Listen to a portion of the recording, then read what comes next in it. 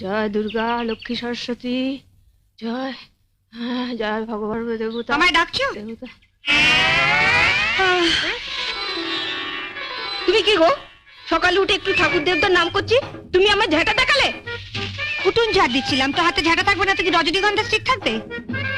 আচ্ছা হলো তো, এখন বলো কি বলবে। শুনলে তোমার বোনের কথা শুনলে? কি গো শুনছো? আমার কথা শুনতে পেলে তবে তো শুনবে। শুনতে পেলে মানে? মানে 10 বছর আগে যখন তুমি এ বাড়ির বউ হয়ে আসনি, তখন দাদা আমাদের সবার কথা স্পষ্ট ভাবে শুনতে পেত। তারপরে এই 10 বছর ধরে তুমি দাদার কানে ऐसा মন্ত্র ঢেলেছো যে তোমার সব মন্ত্রগুলো জমাট বেঁধে গিয়ে দাদার কান দুটো জাম হয়ে গেছে। তুমি একটু উঁচু স্বরে কথা বলো তো, তাই তোমার কথাগুলো ফাঁক ফোকর দিয়ে দাদার কানে পৌঁছে যায়, কিন্তু আমাদের নো এন্ট্রি। তুমি হাসছো? ওর কথা শুনলে গা পিত্তে জ্বলে যায়। কি শুনতে বলছি?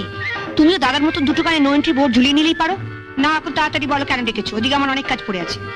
আগে মশারি তুলে, বিছানাপত্র ঝেড়ে, তারপর ঘর ঝাড় দিয়ে, তারপর আমার জন্য 1 কাপ গরম চা, একটু আদা দিস। কাল রাতে হঠাৎ ঠান্ডা লেগে গেছে, গলাটা কেমন ব্যথা ব্যথা করছে। তোমাদের সংসারে কেন যে আমি মা দুর্গা হয়ে জন্মালাম না? হঠাৎ এই কথা বলছো? না মানে মা দুর্গা হয়ে জন্মালে আমার কেমন 10খানা হাত থাকতো। একখানা হাতে তোমার মশারি তুলতাম, আরেকখানা হাতে তোমার বিছানার চাদর পাল্টে দিতাম, আরেকখানা হাতে ঝাড় দিতাম, আরেকখানা হাতে মানে আদা আদা থেতলাতাম। শুনলে না দাদা বললো আদা দিয়ে চা করে নিয়ে। আদাটা আগে না থেতলালে চাটা করবো কি করে? যাই এক এক করে